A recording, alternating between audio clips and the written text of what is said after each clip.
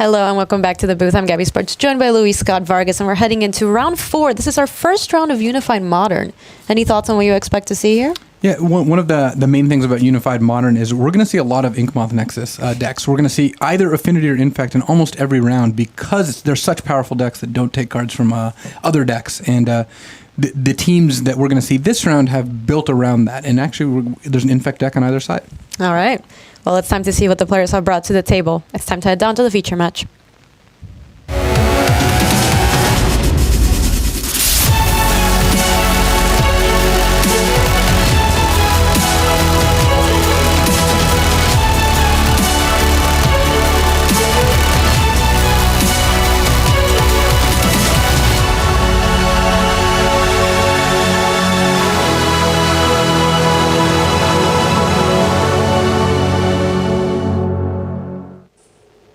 Hello, everybody, and welcome back to coverage of the World Magic Cup. I'm Gabby Sports, joined by Luis Scott Vargas, and this is round 4. We're going to see Scotland versus Canada. We're going to start over in table C over here. It's Stephen Murray sitting there on the left versus Jacob Wilson. Both teams are currently 3-0 so far. And Luis, walk us through what you expect to see in this matchup. So Jacob is playing Obzon, and a little different from the standard build, partially thanks to the Unified Modern rules. He does not have access to Noble Hierarch, which some Obzon decks do play, because the Infect deck on Canada's team needs those Noble Hierarchs more. On the other side, we actually have a deck that I haven't seen that much of. Stephen Murray is playing Blue Moon, so a red-blue control deck that uses Blood Moon and Ancestral Vision to kind of gain an advantage over the course of a long game. All right, so Stephen, kicking things off with a Steam Vent, and Jacob also with a land. I'm going to see a pass back, and a Scalding Tarn, and not anything in the first couple turns here for Steven. And his deck is a lot more reactive. I would expect him to, keep up mana for things like Spell Snare, removal spells, cards like Izzet Charm. An additional twist in this deck, he's got 4 copies of Thing in the Ice. All right. Also, you were looking at Jacob's deck, and you said this is more aggressive than a usual Abzan build? What Jacob has is he's got multiple Tireless Trackers. He's got the 4 Grim Flayers and 4 Lingering Souls that you'll see in some of these decks. And actually ends up with a slightly lower curve when it comes to removal. Like we actually see a copy of Disfigure in his hand. Partially as a concession to there being a lot of Infect and Affinity, having a card like Disfigure is better than a more expensive card. All right, so it looks like Grim Flayer making an appearance here for Jacob. But it's going to meet a quick end. Lightning Bolt from Steven takes down the Grim Flayer. We're going to see a pass back.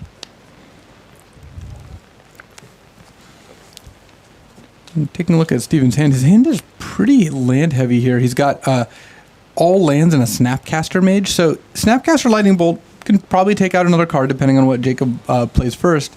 But it will still end up in a spot where Steven really needs to draw some kind of action because Obzon is a deck that's really built on trading 1-for-1. All right, so Collective Brutality from Jacob. Well, it looks like he doesn't have another land in hand.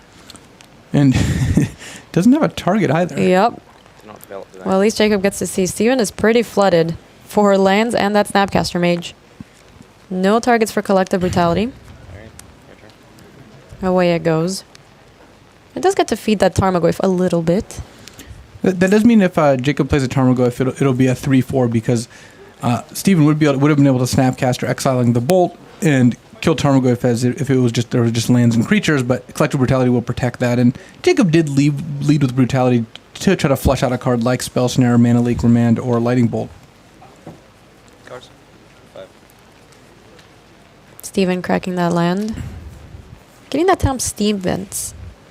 And Steven's deck is a deck that's very high on the list of, would fetch basic islands because he's got 2 Blood Moons in his deck. And if you were to draw one of those right now, it would be very, very effective. He's actually got 3 Blood Moons in his deck, so he's come ready. All right, so Tarmogoyf coming down here for Jacob. He's got 2 Lilianas in hand. He's still failing to draw another land. Yeah, he's also got 2 Lingering Souls that he would love to pair with those Lilianas. But yeah, Abzan is a deck that can operate on 2 mana for quite some time, but at some point Jacob is going to need to draw a 3rd land, or he's just not going to be able to pressure Steven enough.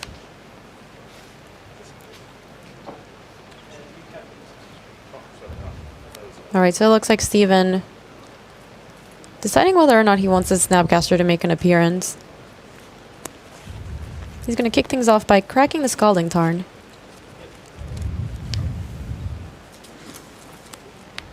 Yeah, now it looks like he's getting some amount of Blood Moon insurance.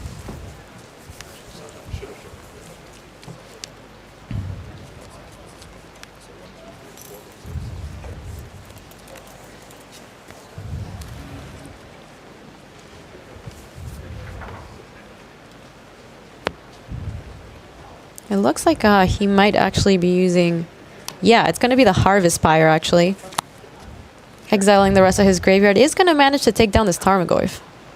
You know, Harvest Pyre is kind of an interesting addition. It's a way to utilize the red-blue deck's graveyard, which doesn't utilize a ton outside of Goblin Dark Dwellers and Snapcaster. And looks like... Did he not exile enough cards? He didn't exile enough cards, it seems. Because Tarmogoyf is currently instant creature sorcery land. Oh, he only exiled 4 cards. So the way damage is checked, it dealt 4 damage to a Tarmogoyf. That was a 3/4, but then Harvest Pyre goes through graveyard. State-based effects are checked at that point, and Tarmogoyf actually does survive because it's now a 4/5 because there's an instant in the graveyard. Yeah, a bit of a misstep here. Okay, yes, sure. And an update from our first table. Mark Ferguson takes game 1 against Alexander Hayne. In your upkeep. And that Disfigure is going to take down that Snapcaster Mage. And the Snapcaster was played for no value because the Harvest Pyre at this point doesn't have any cards to exile anyway, so these last couple interactions have gone very well for Jacob. So it looks like Steven did find a thing in the ice off the top, but we do know that most of the cards left in his hand are all lands. In fact, I think all of them are lands, so he's going to have to string a couple of good things together here. Tarmogoyf getting into the red zone. Jacob would not mind a land himself. He can use Path if the thing in the ice starts to get too unruly, but he would have loved to just slam Liliana, -2 Liliana, then next turn set up +1 Liliana, discard Lingering Souls. I'll Inquisition myself. Yep. Okay, so he's going to Inquisition himself to discard Lingering Souls, and this does manage to put it into the graveyard. Well, plan B, I guess. In your upkeep.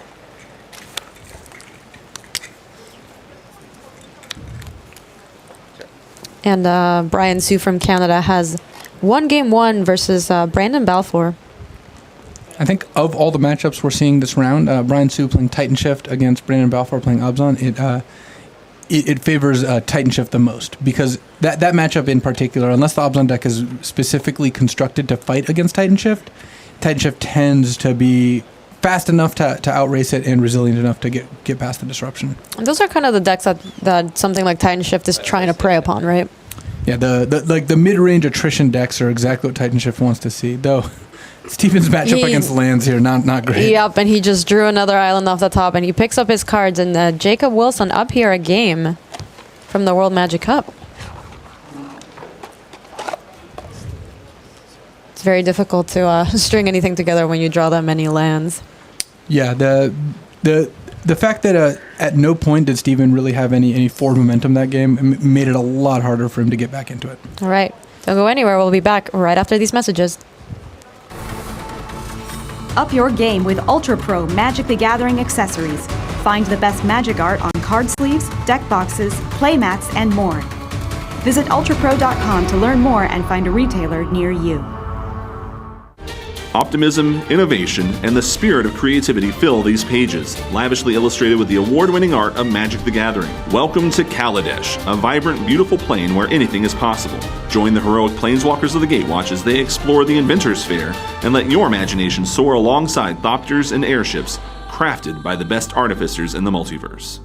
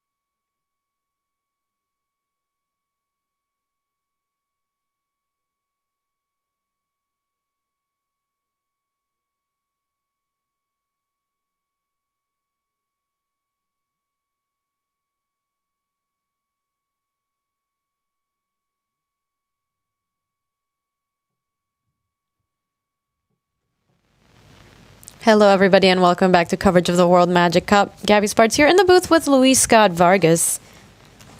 And here we're going to take a look at Stephen Murray versus Jacob Wilson. Oh, no, we're moving back.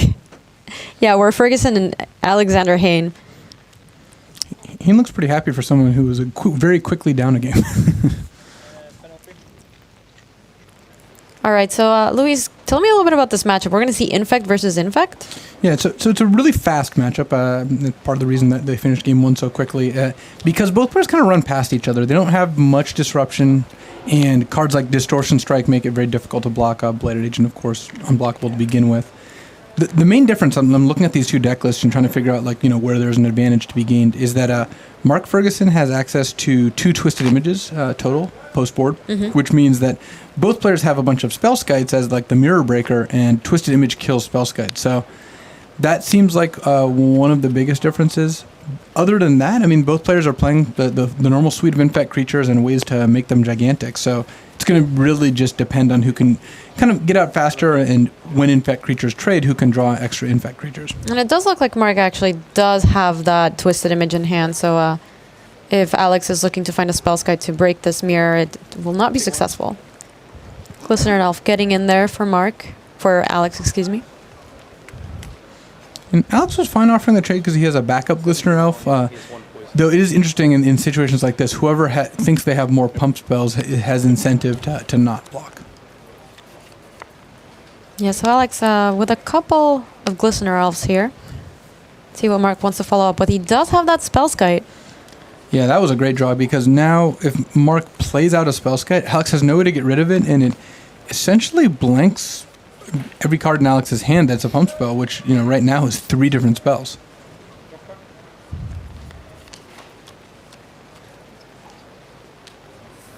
So let's see what he opts for. And in Alex's hand, we see a lot of pump spells. Might of Old Croza, Mutagenic Growth, another one. Yeah, and these are all blanked by that Spellskite that is making appearance here for Mark.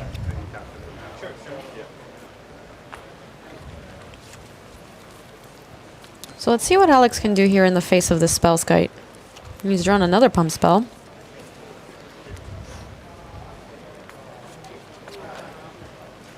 So Alex does have a somewhat convoluted way to get around Spellskite. Once he has more mana, he can actually Vines of Vastwood the Spellskite, so it can't be targeted by spells that Mark's opponent control, which is Alex. And then Spellskite isn't able to start redirecting Alex's spells after that. But that takes a lot more mana and a little bit more time. So Alex plays that Noble Hierarch, and since in with just one Glistener Elf, as the one is just going to get a Exalted trigger. Let's see what Mark wants to do about this. It looks like Spellskite jumping in front of the Glistener Elf, getting a couple -1/-1 counters. Go ahead. So Mark taking no Infect damage here.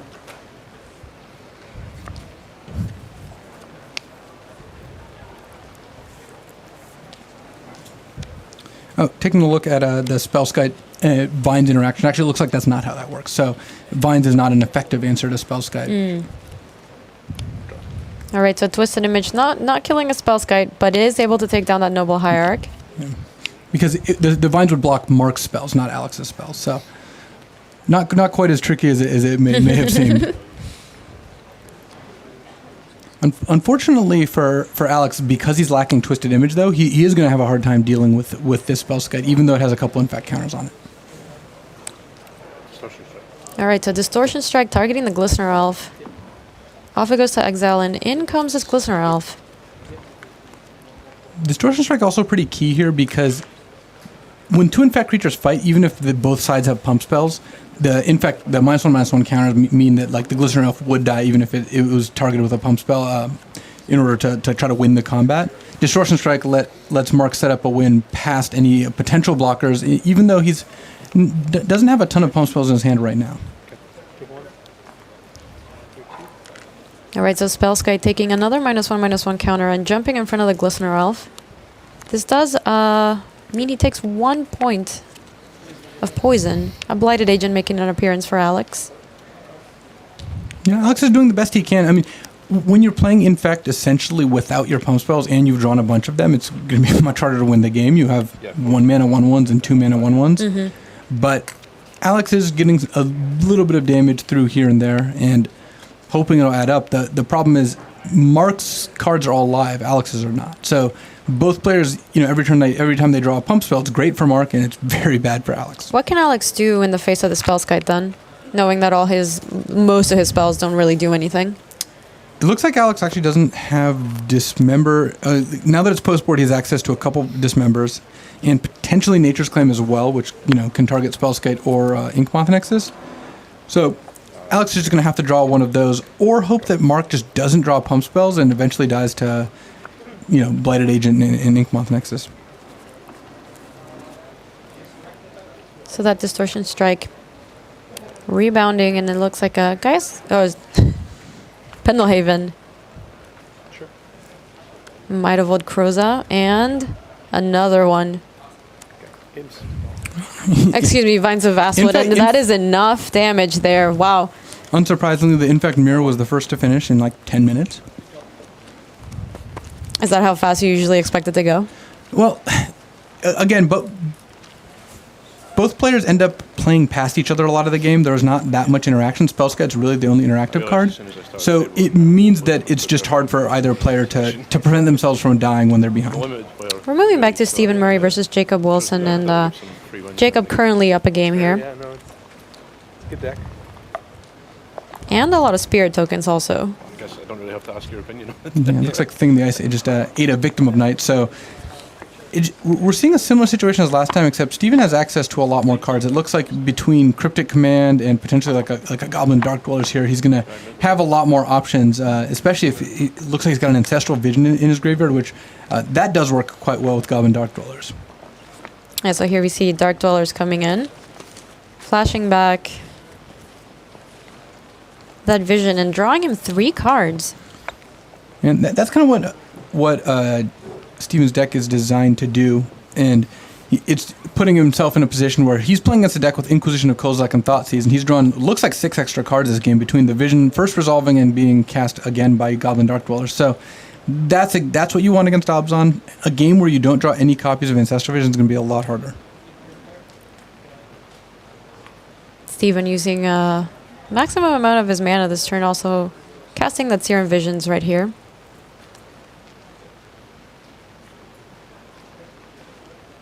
Jacob looks like he has a stacked hand. Sending in with all 4 spirits. One thing that Jacob does have going for him is that he's got 4 spirits, and unless Steven has Anger of the Gods, he doesn't have that many cards that can clear out the spirits all at once, and it's going to be a little difficult for him to kill them with like point removal. Like he's got Electrolyze that can kill 2. Lightning Bolt itself just kills 1. That's not exactly what you're hoping for. Yeah, and this Blood Moon isn't exactly taking care of the spirits. Also, the Liliana, the Veil, manages to take down the Goblin Dark Dwellers from Steven, so currently no creatures in an... Oh, how about that? Yeah, is this Staticaster just going to do everything Steven needs, and between that and the Blood Moon, he might have just locked Jacob out of playing almost anything. All right, so Liliana ticking up, and Jacob discarding that Lingering Souls, but that Staticaster making things difficult here for Jacob. Also, that Lightning Bolt takes care of Liliana. And Liliana was like the last thing Jacob had going for him. Well, Obzon is quite weak to Blood Moon if it isn't able to get its fetch lands out and sequenced in the right order. As you see Jacob draw Verdant Catacombs, which is now too late. Now it's a basic mountain. Also, Jacob has 1 Swamp and 1 Plains and 1 Forest in his deck, so he's locked out of casting double black spells. He needs to draw Basic Forest plus Abrupt Decay in order to get rid of this Blood Moon, and there's just a good chance Jacob doesn't cast another relevant spell this game. Yeah, this game turned around in a pinch. It looked like Jacob was able to finish it in just 2 attacks, but now Steven firmly in the driver's seat. Yeah, that turn where he destroyed all of Jacob's lands and then destroyed all of Jacob's creatures, that was like a pretty good turn for him.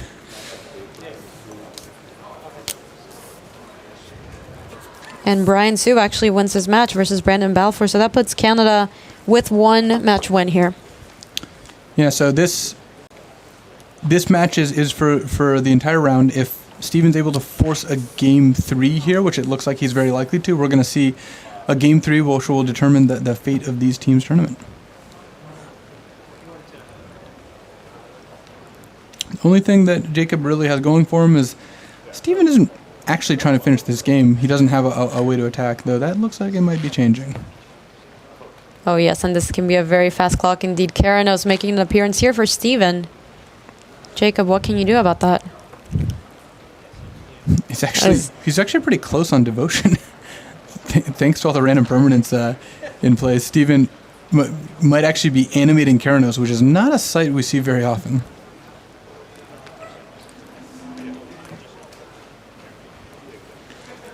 Yeah, how close is he at this point? Looks like he's just one devotion away. Yep, he's one away. All right, so the Snapcaster Mage is going to mean that this Karanos can attack this turn. Flashing back that bolt. Counter off with the Thing in the Ice.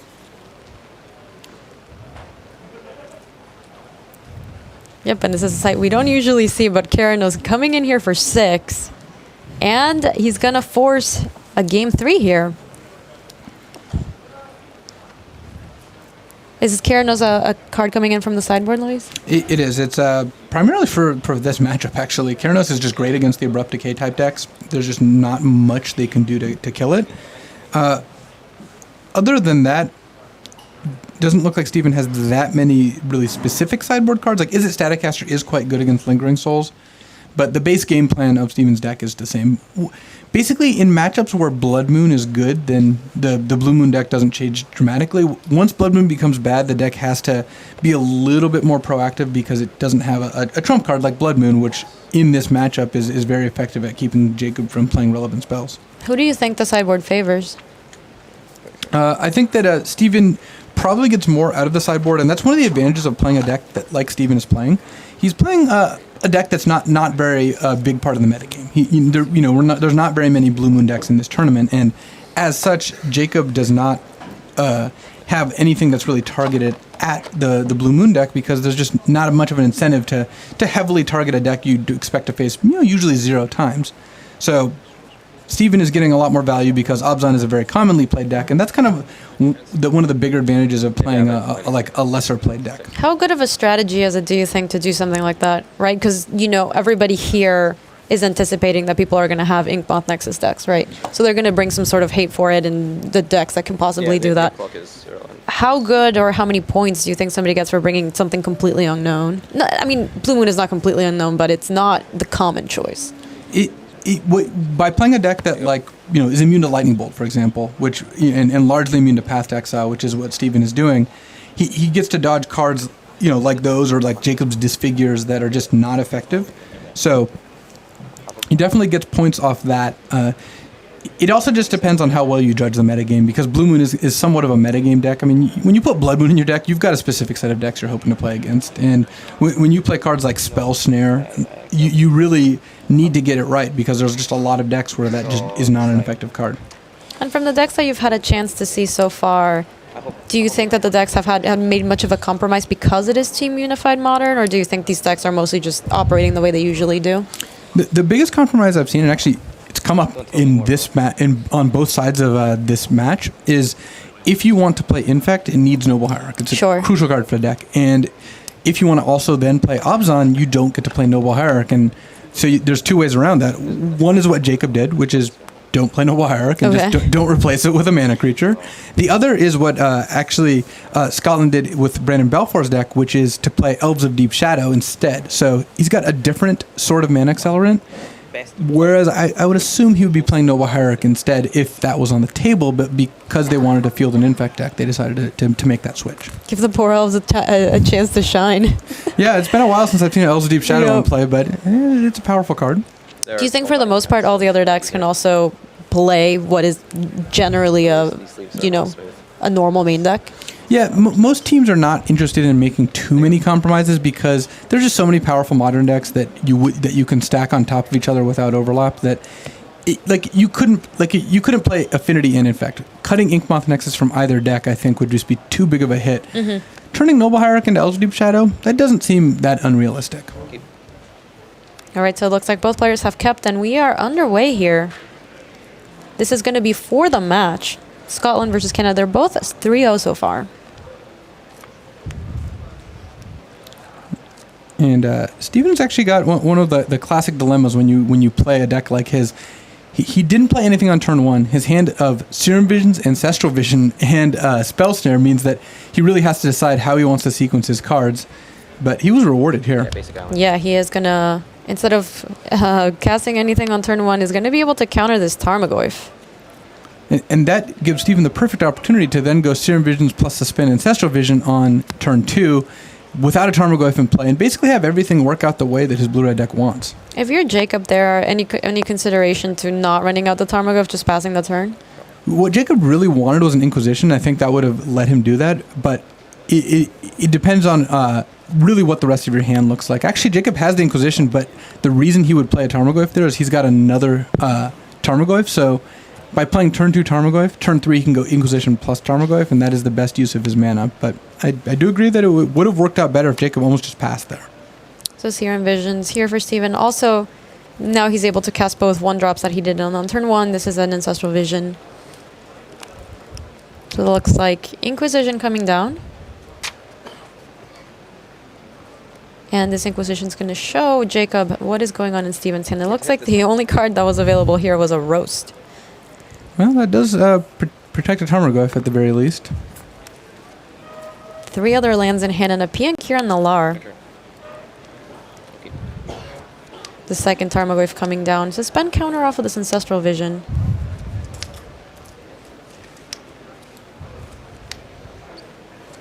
In order for Jacob to outrace Ancestral Vision, he's going to have to put a good amount of pressure on Steven. It's likely this Vision does end up coming out, but if Jacob can get Steven down to a pretty low life total before it does, that really changes how this game plays out. So Jacob playing a Forest, attacking with Tarmogoyf for once more.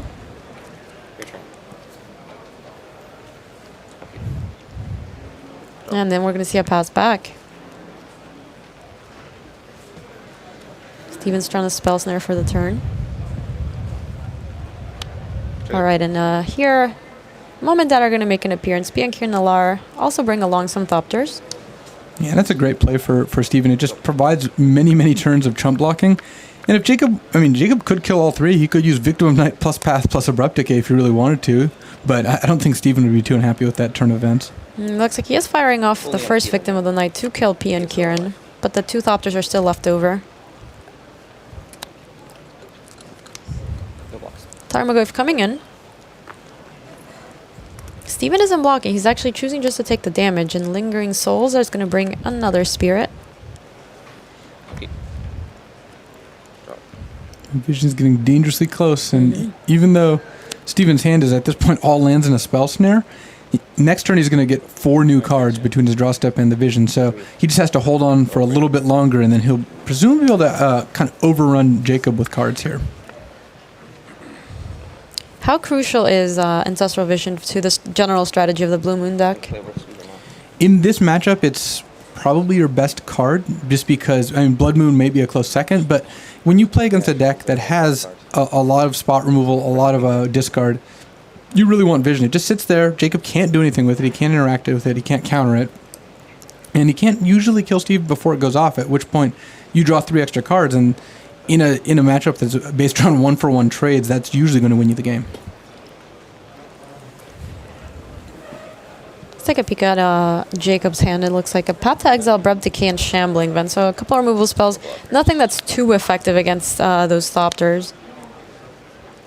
But it looks like a Path to Exile is going to be fired off here against that Thopter.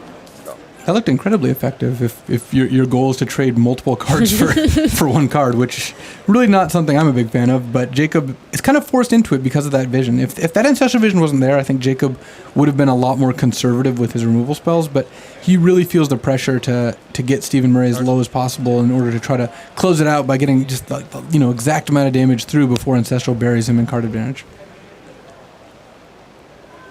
You gotta do what you gotta do. All right, so let's see if Steven wants to block with one of these Thopters. Yep, so the Thopter getting in front of the Tarmogoyf, saving him quite a bit of life here. Flashing back. Yep. the Lingering Souls is going to bring a couple more spirits. The Shambling Vent is the land for Jacob. Yeah, he's representing lethal next turn, and Steven does have to draw something off this Ancestral. All right, so big draw here for Steven. A Snapcaster Mage, a land. And he still gets a draw for the turn.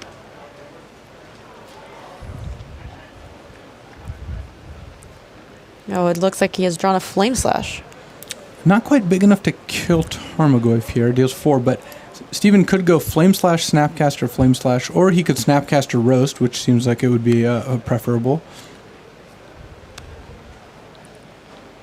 All right, so Snapcaster. Serum Visions? Sure. Okay, so he's not actually flashing back a removal spell. Instead, just a Serum Visions. Let's see what he drew. He drew a Blood Moon for the turn. Well, Blood Moon is very relevant here. Jacob does have an Abrupt Gaze as last card and the basic Forest and basic Swamp, so Blood Moon won't be as effective as Steven may have hoped. And actually, one way for Jacob to get an advantage here is if Steven does play the Blood Moon, assuming that it will heavily constrain what Jacob can do, and Jacob just answers with Abrupt Decay, that does not work out well for Steven. All right, so here comes the Blood Moon down for Steven. I'm going to see an untap from Jacob. He's drawn a Liliana for this turn. Jacob could actually just get really aggressive. What if he just Abrupt Decays the Snapcaster, attacks for 8, and that will drop Steven to 1. It'll turn off... It'll just make it so Steven has to have a lot of different answers. Because he drew Liliana, actually, this works out even better. Yeah, so he's going to go ahead and Abrupt Decay that Blood Moon and instead play Liliana. Take Liliana down. And then that adds the extra type, because now there's an enchantment in the graveyard. Oh, and there's a Handshake in Canada. Only seen that Justice, really. Yeah, Canada advances here. Yeah, they're Canada's 4-0, and because of the structure of this tournament, finishing in the top 16 after day 1 essentially gets you a bye in round 1 of day 2, because otherwise you play a single elimination match. So Canada with a 4-0 start is in great position to do that. They might have to just win one of their next 3 rounds. How do you like their suite of decks? It looks like it actually is sweet. I really like that Titan Shift choice, because we're seeing a lot of Obzon decks and Jund decks, and Titan Shift is just very good against those mid-range decks. How popular do you think we can expect that to be this weekend? I think that based on the fact that one of the slots is almost locked to an Inkmoth Nexus slot, I would say that it's going to be fairly popular. Very cool. Well, we have a lot more Magic coming your way. Don't go anywhere. We'll be back after these messages.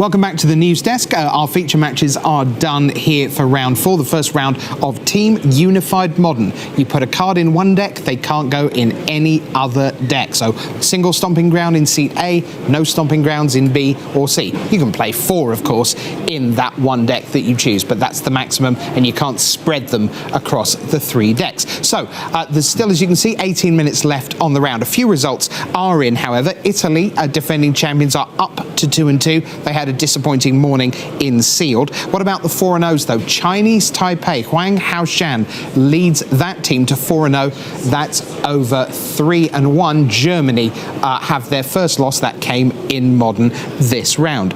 Poland are up to 3-1. That's Gregor Kowalski, the captain. He's a gold level pro this season. Piotr Glagowski, Maciej Janik is on that team. They're at 3-1. Puerto Rico, who were the finalists in 2012, behind Chinese Taipei at 2-2. Wales are at 4-0. You've just seen Scotland fall to 3-1 at to the hands of Canada, but Wales are up to 4-0. Just an 18-year-old captain for the Welsh side. They are having a terrific time.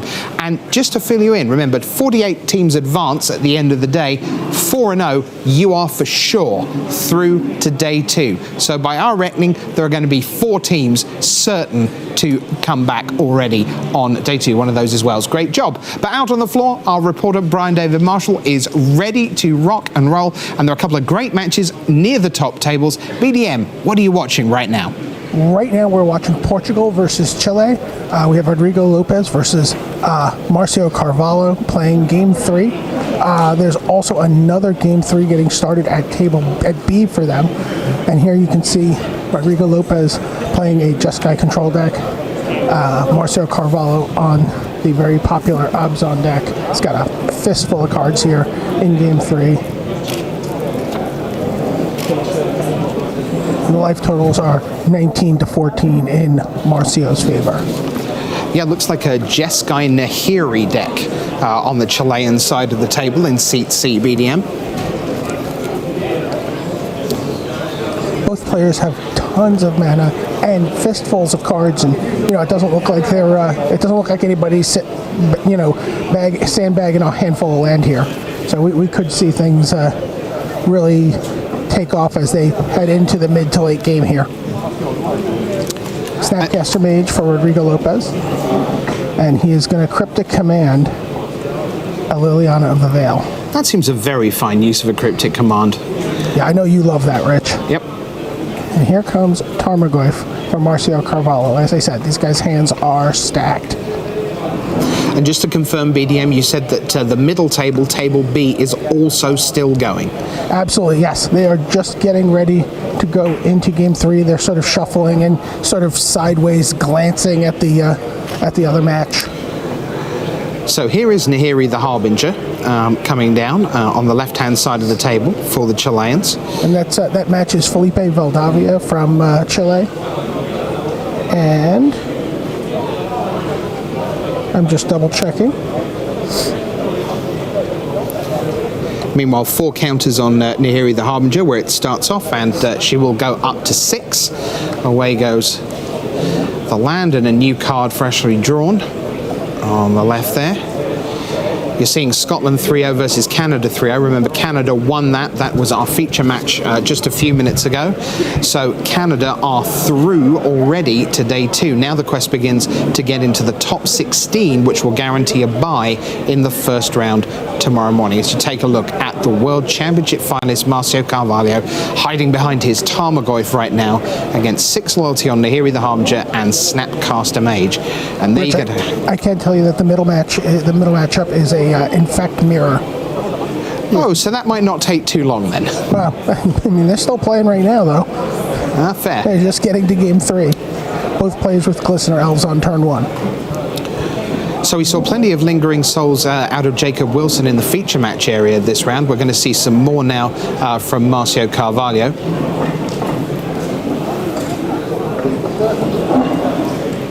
All right.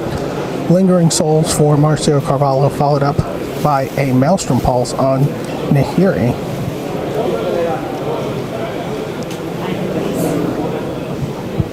And it is going to be destroyed here.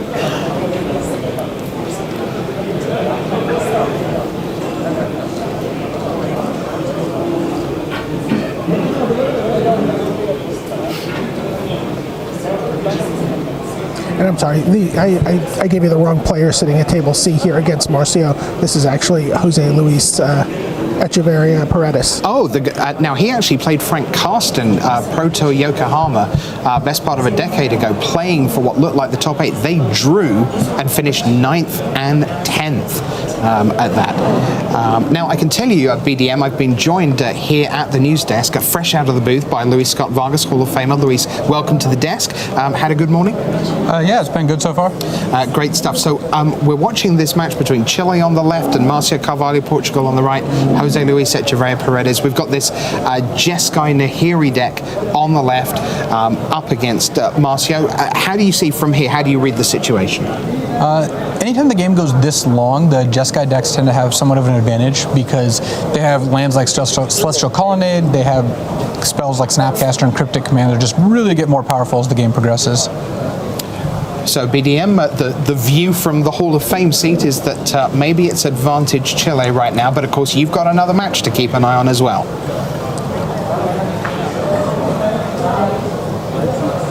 I can tell you, by the way, one table away, Team USA just defeated Team Thailand, and Team USA up to 3-1. USA have had some really tough matches to get to 3-1. They at 1-1 they had to defeat Jason Chung, Matthew Rogers, Zen Takahashi, and Callum Giddens, Team New Zealand. That was to get them to 2-1. And now over the finalists from last year, Thailand. That's a great job by Team USA. Owen Turtenwald, of course, headlining that quartet. What do you think of the US chances this year, Luis? I think that they've got a very good shot. I like how their modern decks are positioned. I like how much experience Kevin Jones has playing his Grixis Delver deck, and I know that Owen's a great team captain. That is for sure. Now here's Marcio attacking in BDM with the Shambling Vent and Thopters, and so we're going to see a Celestial Colonnade activated on the Chilean side of the board by Jose Luis Echeverria Paredes. He's got a little glimpse of a lightning helix there. You don't want to talk about that, BDM, because of course you're within range of the players, but here at the news desk we can certainly call that one out. Have to exile on the creature land. Celestial Colonnade. Marcio. Does that look like a good hand to you, Luis? In this position, it's going to do a lot of work. Just having Lightning Bolt and Helix and Path means that it's going to be very hard for Portugal to close out this game.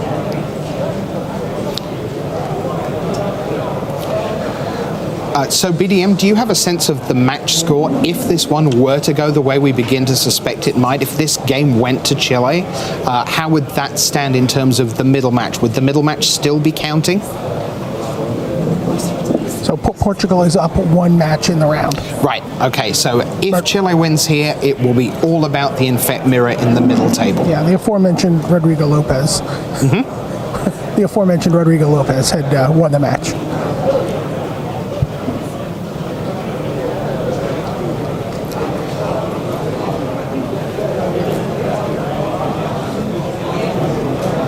Just under 10 minutes left in the round. It looks like there are a good number. We're peering out from the news desk and see a whole bunch of tables still going at it.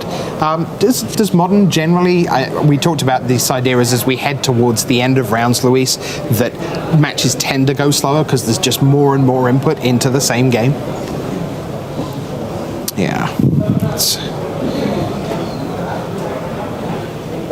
Do you see matches running out of time? Can you see that happening in this format? Or are they going to get themselves together and make sure they get something done?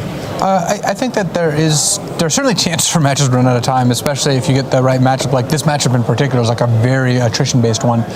Also, you know, as you mentioned, the longer the round goes, the more likely it is there's only one match going, in which case all the team members are watching, offering input, and that does tend to slow things down a bit.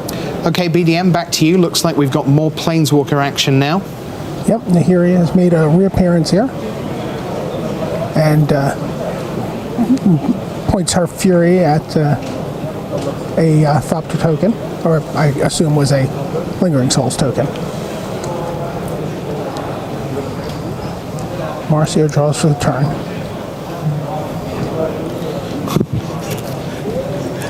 That is a pretty filthy hand, Luis, sitting there on the Chilean side of the board.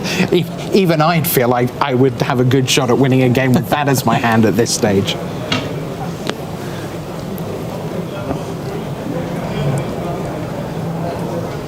Marcio trying to figure out his line here, doing his best to push his hairline back. He's got his head in his hand, and he's really agonizing here.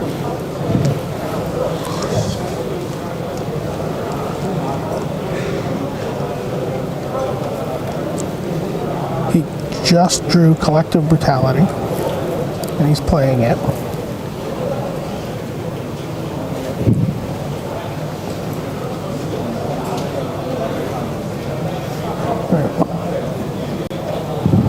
I have a feeling we might see some Snapcaster action here.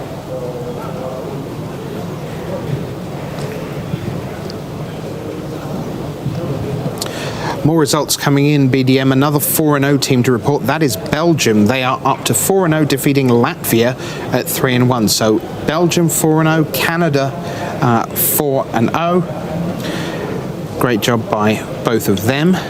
By the way, Snapcaster Mage spell snared that Collective Brutality there.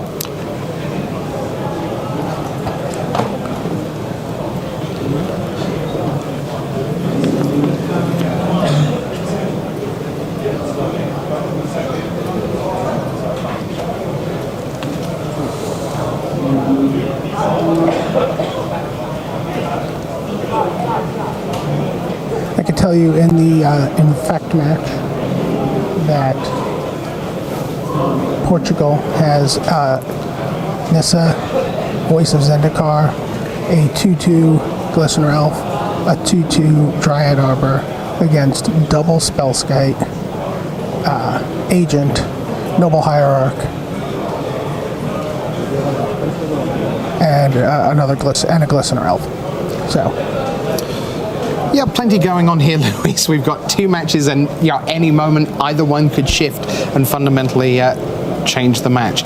If you were on, well, let's put you on the Portuguese side of the board. Which of those two matches would you be paying most attention to in terms of the matchup? Obviously, you've got Marcio, a great player, on one side, but I think it's going to be harder to navigate this Obzon game just because you have a real shot thanks to Gavany Township and Lingering Souls, especially if you draw another Lingering Souls, but you've really got to conserve your cards and make sure that you're making the trades you need to make. The Infect game is a little tougher because multiple copies of Spellskite means that it's very hard to get any headway. Right. So right now, Portugal probably behind in the Infect mirror. Yeah, Might of Old Crosa is resolving for Team Chile right now. Okay, so with a Might of Old Crosa, there you see the Might of Old Crosa on the unblockable. That's a handshake, so that is a game win for Chile. So what does that mean for the match, Brian David Marshall? So yeah, this round is tied up one match apiece, and the winner of this match will get the round.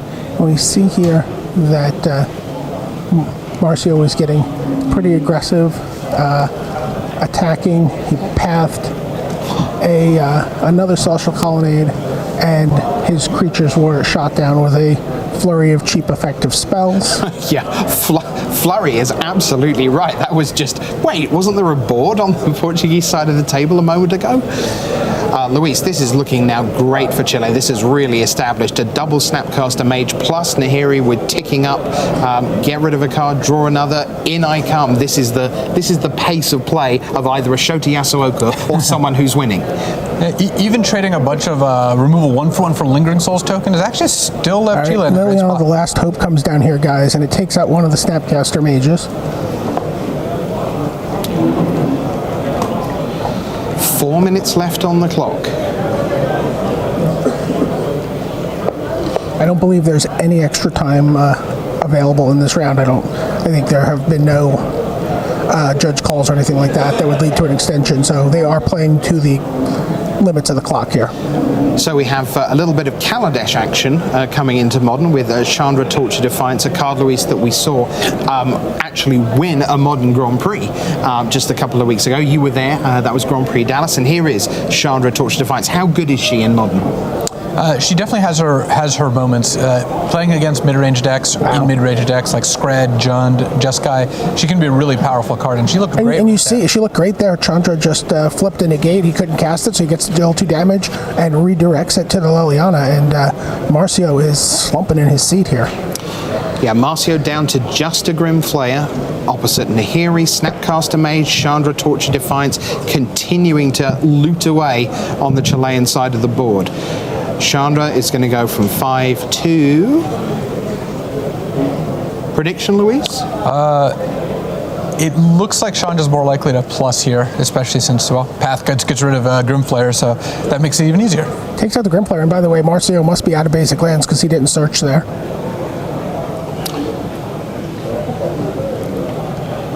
So there's the lightning bolt. And Chile gets the job done. That's fantastic stuff.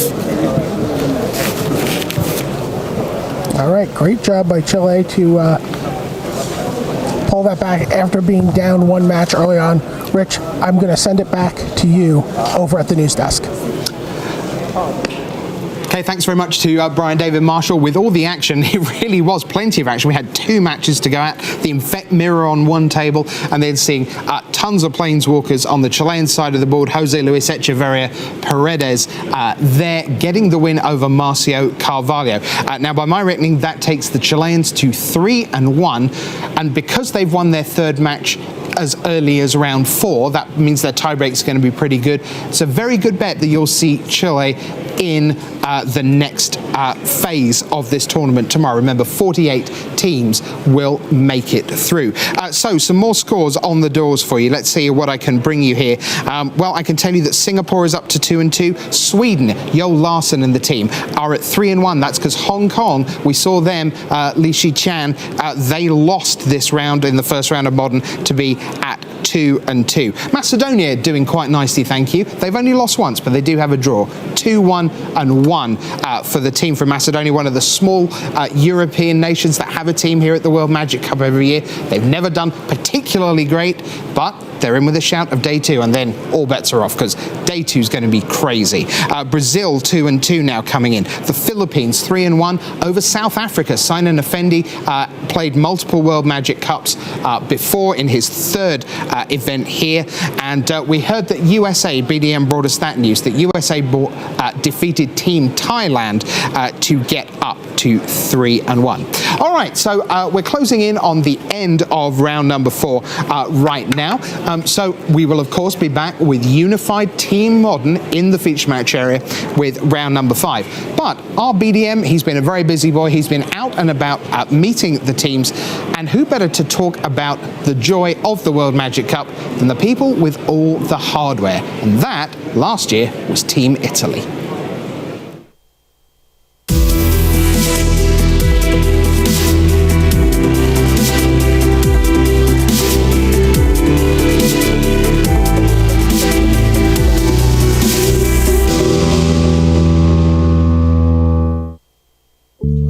I'm Andrea Mengucci. I'm from Italy. This year I'm the captain of Italy, actually the reigning champion. Last year though I was not the captain. Captain was Marco Camilluzzi, but we as a team got the cup, and this year we tried to do the same. I'm Matteo Rizzi. I'm from Italy. I'm 23 years old. I'm Gold Level Pro. I'm playing from 10 years ago, so I'm playing a lot of Magic during my days. Actually, Magic is my work, is my job. Okay, I'm Alessandro Portaro from Italy. I live in Rome. I'm 27 years old next Monday, so I play Magic by 11 years. I started with the first Ravnica. Hi, I'm Casamento Alessandro. I'm from Forlì. I'm 20 years old, and I won World Magic Cup qualifier with my favorite deck in Modern at the Nausion.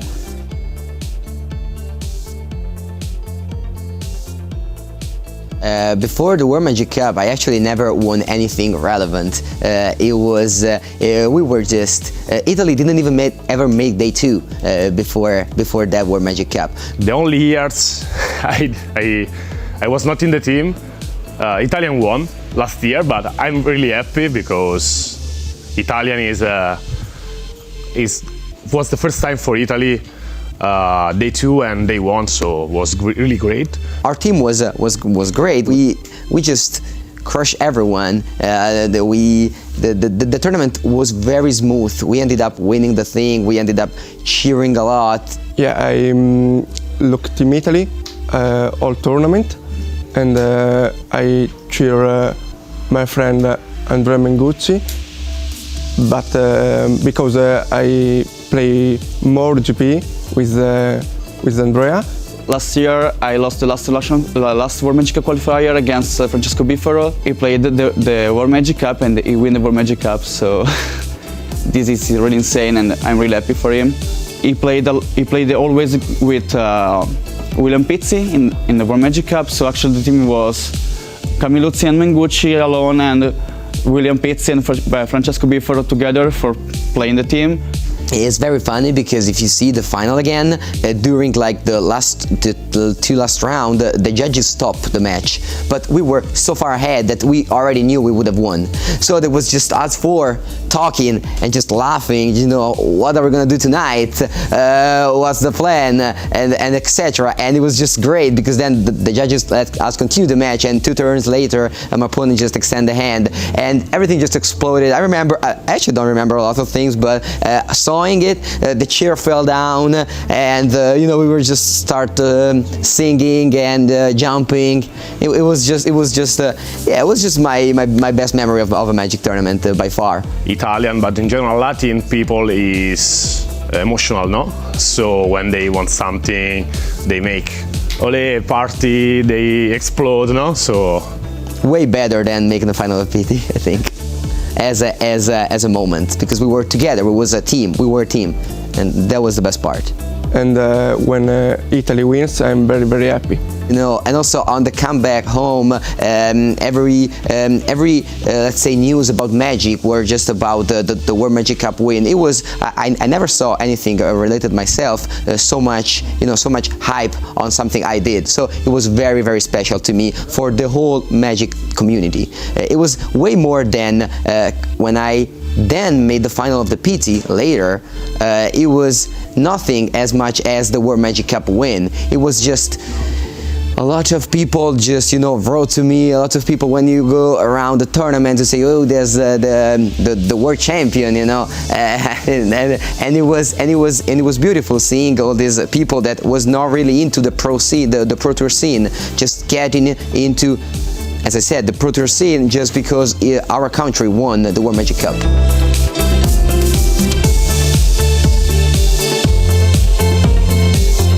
And I'm here because I will play next weekend the World Magic Cup for the 3rd time. I think my team is really good because we have 2 really good players. Andrea Mengucci is platinum this year, Mattia Rizzi that is gold, and Alessandro Casamenti that is unknown player, but he won the WMCQ. Then he made top 16 into Grand Prix in a row, so he's on fire, no? So will be, I think, a good tournament for us. I lost the last round at GP Rimini for qualify the Pro Tour, and I have a dream and play the top 8 at World Magic Cup and to qualify Pro Tour. The World Magic Cup is maybe the best experience to win, more than Pro Tour, more than the Grand Prix. I don't care about the money, just talking about the experience of the tournament in the Magic. The World Magic Cup, I think, is the best thing to win in the life, and I think it's one of the best experiences to do if you are playing Magic together. Our team, I think it's even better than last year because we have a lot of solid players. I feel that we can repeat. I know it's not teams that have done it yet, but I think we are able to do that this year.